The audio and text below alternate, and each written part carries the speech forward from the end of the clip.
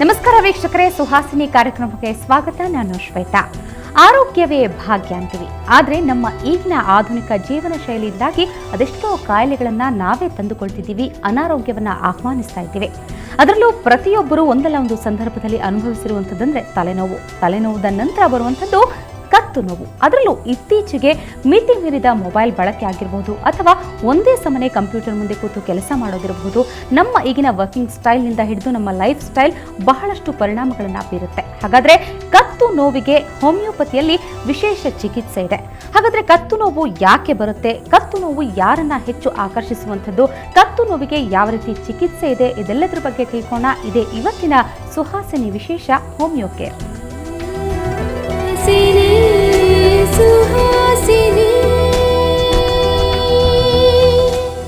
ಕತ್ತು ನೋವು, ಅದರ ಚಿಕಿತ್ಸೆ ಬಗ್ಗೆ ಮಾತಾಡೋಕೆ ನಮ್ಮ ಜೊತೆ ಇವತ್ತು ಹೋಮಿಯೋಪತಿ ತಜ್ಞರಾಗಿರುವಂತಹ ಡಾಕ್ಟರ್ ಉಮರ್ ಅವರಿದ್ದಾರೆ. ಡಾಕ್ಟರ್, ನಿಮಗೆ ಕಾರ್ಯಕ್ರಮಕ್ಕೆ ಸ್ವಾಗತ.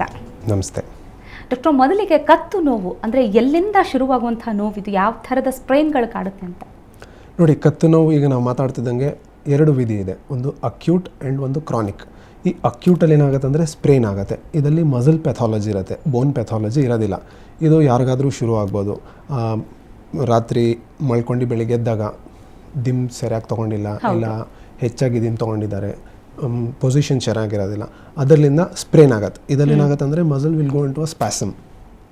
ಇದರಲ್ಲಿ ಏನಾಗುತ್ತೆ ಅಂದರೆ ಬರೀ ನೋವು ಜಾಸ್ತಿ ಆಗಿಬಿಡುತ್ತೆ. ಅಕ್ಯೂಟಾಗಿ ಎದ್ದಿದ ತಕ್ಷಣ ಒಂಥರ ಹಿಡ್ಕೊಂಡಂಗೆ ಆಗುತ್ತೆ, ನೋವು ತಿರುಗಿಸೋಕೆ ಬರೋದಿಲ್ಲ, ಮೂಮೆಂಟ್ಸ್ ರೆಸ್ಟ್ರಿಕ್ಟೆಡ್ ಇರುತ್ತೆ. ಆಮೇಲೆ ಒಂದೇ ಕಡೆ ಯಾವ ನಮ್ಮ ಕಡೆ ಫ್ರೀ ಮೂಮೆಂಟ್ಸ್ ಇರುತ್ತೋ ಆ ಕಡೆ ನಾವು ಕತ್ತನ್ನ ಮೂಮೆಂಟ್ನ ಆ ಕಡೆ ಮಾಡ್ಕೊಂಡು ಇಡ್ತೀರಿ. So this is basically a sprain, muscular sprain.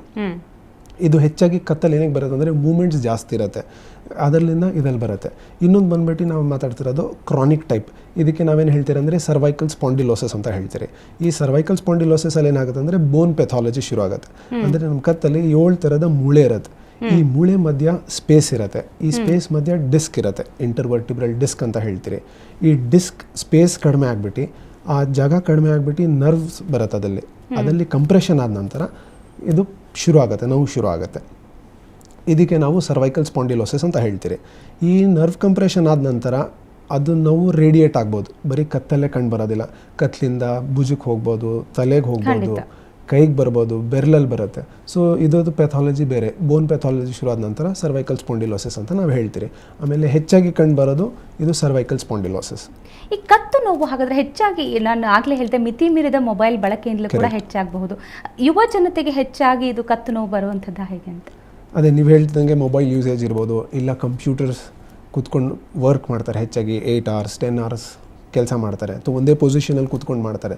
ಇದು ಮಾಡಿದ ನಂತರ ಏನಾಗುತ್ತೆ ಅಂದರೆ diet and lifestyle, exercise ಇರೋದಿಲ್ಲ. ಸೊ ಅದರಿಂದ ಡೆಫಿನೆಟ್ಲಿ ಕ್ಯಾಲ್ಶಿಯಂ ಡಿಫಿಷಿಯನ್ಸಿ ಆಗುತ್ತೆ. And because of strain, excess strain, ಈ ಥರದ ಪ್ರಾಬ್ಲಮ್ಸ್ ಶುರು ಆಗುತ್ತೆ.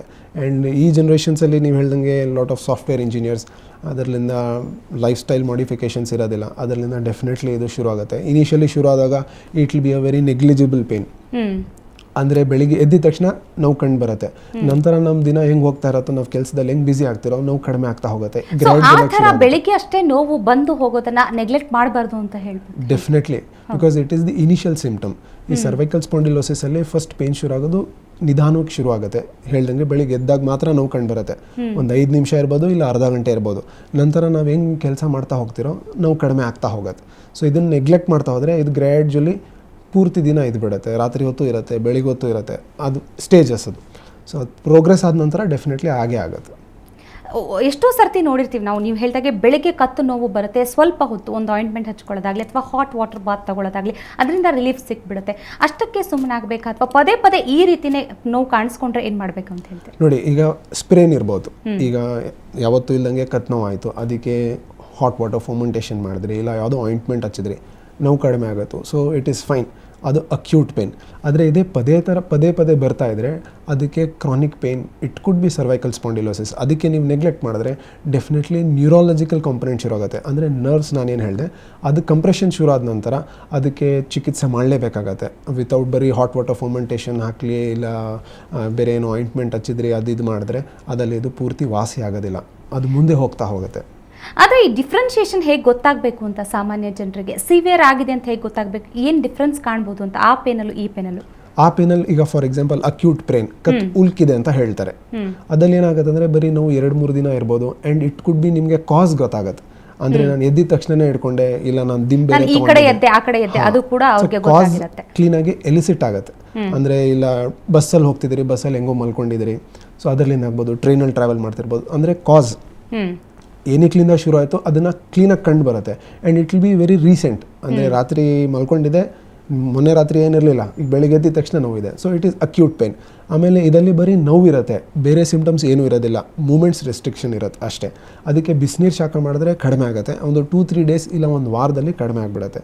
ಆದರೆ ಕ್ರಾನಿಕ್ ಪೇನ್ ಹಿಂಗೆ ಕಡಿಮೆ ಆಗೋದಿಲ್ಲ, ಆಮೇಲೆ ಕಾಸ್ ಗೊತ್ತಾಗೋದಿಲ್ಲ, ಏನಕ್ಕೆ ಶುರು ಆಯಿತು ಅಂತ ಗೊತ್ತಾಗೋದಿಲ್ಲ ಇನ್ ಜನರಲ್. ಅದರ ನಂತರ ಅದು ಪ್ರೋಗ್ರೆಸ್ ಆಗ್ತಾ ಹೋಗುತ್ತೆ, ಮೂಮೆಂಟ್ಸ್ ರೆಸ್ಟ್ರಿಕ್ಷನ್ ಇರುತ್ತೆ ಆ್ಯಂಡ್ ನಾವು ಅದನ್ನು ಎಕ್ಸಾಮಿನ್ ಮಾಡಬೇಕಾಗತ್ತೆ. ಆಮೇಲೆ ನಾನು ಹೇಳ್ದಂಗೆ ಅದು ಕೈಗೆ ರೇಡಿಯೇಟ್ ಆಗ್ಬೋದು ಇಲ್ಲ ತಲೆಗೆ ರೇಡಿಯೇಟ್ ಆಗ್ಬೋದು. ಖಂಡಿತ ಡಾಕ್ಟರ್, ಯಾಕಂದ್ರೆ ಕತ್ತು ಅನ್ನುವಂಥದ್ದು ಬಹಳಷ್ಟು ದೇಹಗಳನ್ನ ಜೋಡಣೆ ಮಾಡುವಂತಹ ಒಂದು ಅಂಗ ಅದು. ಹೀಗಾಗಿ ಯಾವ್ಯಾವ ಪೇನ್ಗಳು ಶುರು ಆಗ್ಬೋದು ಅಂತ ಇದರಿಂದ ನೋಡಿ, ಕತ್ತು ನೋವು ಅದೇ ಸರ್ವೈಕಲ್ ಸ್ಪಾಂಡಿಲೋಸಿಸ್ ಇದ್ರೆ it can radiate to the head, lower part of the head, upper part of the head radiate ಆಗ್ಬೋದು, ಶೋಲ್ಡರ್ಸಿಗೆ ಬರ್ಬೋದು, 2 ಕಡೆ ಶೋಲ್ಡರ್ಸ್ ಬರ್ಬೋದು, 2 ಕಡೆ ಕೈಗೆ ಬರ್ಬೋದು, ಬೆನ್ನಿಗೆ ಹೋಗ್ಬೋದು, ಕಾಲಿಗೆ ಹೋಗ್ಬೋದು. ಸೊ ಇದೇನಾಗುತ್ತೆ ಅಂದರೆ ಅದರಲ್ಲಿ ಬ್ರೇಕಿಯಲ್ ಪ್ಲೆಕ್ಸಸ್ ಅಂತ ಹೇಳ್ತೀರಿ ನಾವು, ನರ್ವ್ಸ್ ಇರುತ್ತೆ. ಆ ನರ್ವ್ ಕಂಪ್ರೆಷನ್ ಆದ ನಂತರ ಈ ಬೆರಳು ತುದಿವರೆಗೂ ನೋವು ಬರ್ಬೋದು. ಆಮೇಲೆ ಎಲೆಕ್ಟ್ರಿಕ್ ಶಾಕ್ ಪೇನ್ಸ್ ಥರ ಇರುತ್ತೆ. ನಂತರ ಕೈಯಲ್ಲಿ ಜೋಮ್ ಬಂದಂಗೆ, ಏನು ಎತ್ಕೊಳಕ್ಕಾಗೋದಿಲ್ಲ, ಭಾರ ಎತ್ತಕ್ಕಾಗೋದಿಲ್ಲ, ಈ ಥರ ಶುರು ಆಗುತ್ತೆ.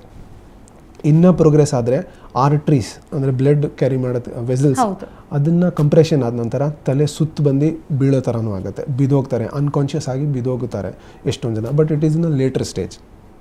ಈಗ ಹೇಳಿ ಚಳಿಗಾಲ ಇದೆ, ಸಹಜವಾಗಿ ಇಂತಹ ಸ್ಪ್ರೇನ್ಗಳಾಗಿರೋದು ಸ್ವಲ್ಪ ಹೆಚ್ಚಾಗಿರುತ್ತೆ, ಜುಮ್ ಹಿಡಿಯೋದು ಅಂತ ಹೇಳಿದ್ರೆ ಅದು ಹೆಚ್ಚಾಗಿರುತ್ತೆ. ಕತ್ತು ನೋವು ಕೂಡ ಹೆಚ್ಚಾಗಿ ಬರುವಂಥದ್ದು ಈ ಕಾಲದಲ್ಲಿ. ಈ ಡೆಫಿನೆಟ್ಲಿ ಕೋಲ್ಡ್ ಸೀಸನಲ್ಲಿ ಕತ್ತು ನೋವು ಹೆಚ್ಚಾಗುತ್ತೆ.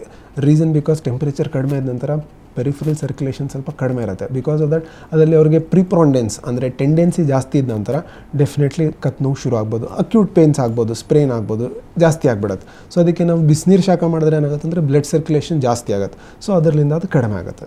ಚಳಿಗಾಲದಲ್ಲಿ ನೋವು ಹೆಚ್ಚಾಗೋಕ್ಕೆ ದಿಸ್ ಈಸ್ ದಿ ರೀಸನ್. ಮುಖ್ಯವಾಗಿ ಕತ್ತು ನೋವು ಬರೋದಕ್ಕೆ ಏನು ಕಾರಣ ಅಂತ ಹೇಳ್ತೀರಾ? ಅಂದರೆ ನಮ್ಮ ನಿರ್ಲಕ್ಷ್ಯನ ಅಥವಾ ಅಂದರೆ ಮಲಗೋದಾಗಲಿ ಕೂರೋ ಭಂಗಿ ಆಗಲಿ ಪ್ರತಿಯೊಂದು ಕೂಡ ಹೀಗೆ ಇರಬೇಕು ಅಂತ ಇದೆ, ಅದು ಸ್ವಲ್ಪ ಹೆಚ್ಚು ಕಡಿಮೆ ಆದರೆ ನಮಗೆ ಗೊತ್ತಾಗುತ್ತೆ ಕೆಲವೊಂದು ಸರ್ತಿ ನಾವು ಹೀಗೆ ಮಲಗಿರಬಾರ್ದಾಗಿತ್ತು ಅಂತ. ಸೊ ನಮ್ಮ ನಿರ್ಲಕ್ಷ್ಯದ ಮೇಲೆ ಇದು ಡಿಪೆಂಡ್ ಆಗಿರುತ್ತೆ ಅಂತ. ಡೆಫಿನೆಟ್ಲಿ ಆಗುತ್ತೆ.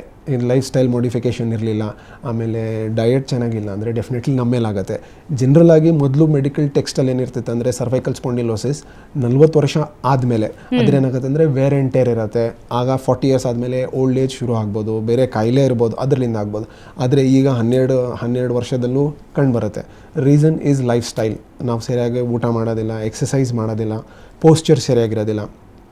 ಹೆಚ್ಚಾಗಿ ಸ್ಟೂಡೆಂಟ್ಸಲ್ಲಿ ಕಂಡು ಬರುತ್ತೆ. ಸ್ಟೂಡೆಂಟ್ಸ್ ಕೂತ್ಕೊಂಡು ಕ್ಲೀನಾಗಿ ಓದೋದಿಲ್ಲ, ಮಲ್ಕೊಂಡು ಓದ್ತಾರೆ, ಬೆಡ್ ಮೇಲೆ ಓದ್ತಾರೆ, ಲೈಟ್ ಚೆನ್ನಾಗಿರಲ್ಲ. So irregular positions, improper positions, ಇದರಿಂದ ಡೆಫಿನೆಟ್ಲಿ ಕತ್ತು ನೋವು ಶುರು ಆಗೇ ಆಗುತ್ತೆ. ಸೊ ಏನು ಪ್ರಿಕಾಷನ್ಸ್ ತಗೋಬೇಕು ಅಂತ ಹೇಳ್ತೀರಿ? ಕತ್ತು ನೋವನ್ನು ಅವಾಯ್ಡ್ ಮಾಡಬೇಕು ಅಂದರೆ ಯಾವ ರೀತಿ ಮುನ್ನೆಚ್ಚರಿಕಾ ಕ್ರಮಗಳನ್ನು ಕೈಗೊಳ್ಳಬೇಕು?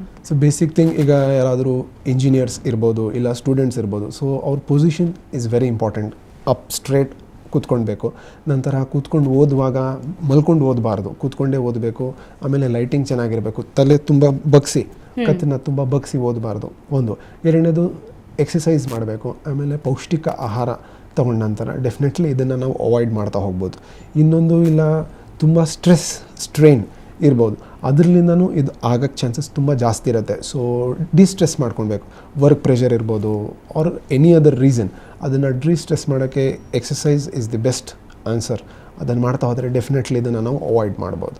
ಓಕೆ ಡಾಕ್ಟರ್, ನಿಮ್ಮ ಜೊತೆ ಮತ್ತಷ್ಟು ಮಾತಾಡ್ತೀನಿ. ನಿಜಕ್ಕೂ ಕತ್ತು ನೋವು ಹೇಗೆ ಬರುತ್ತೆ, ಯಾಕೆ ಬರುತ್ತೆ, ಕಾರಣಗಳೆಲ್ಲ ತಿಳ್ಕೊಂಡ್ರೆ. ಆದರೆ ಕತ್ತು ನೋವಿಗೆ ಹೋಮಿಯೋಪತಿಯಲ್ಲಿ ವಿಶೇಷ ಚಿಕಿತ್ಸೆ ಇದೆ, ಪರಿಹಾರ ಇದೆ, ಅದ್ರ ಬಗ್ಗೆ ಕೂಡ ಮಾತಾಡ್ತೀವಿ. ಅದಕ್ಕೂ ಮೊದಲು ಒಂದು ಸಣ್ಣ ವಿರಾಮ.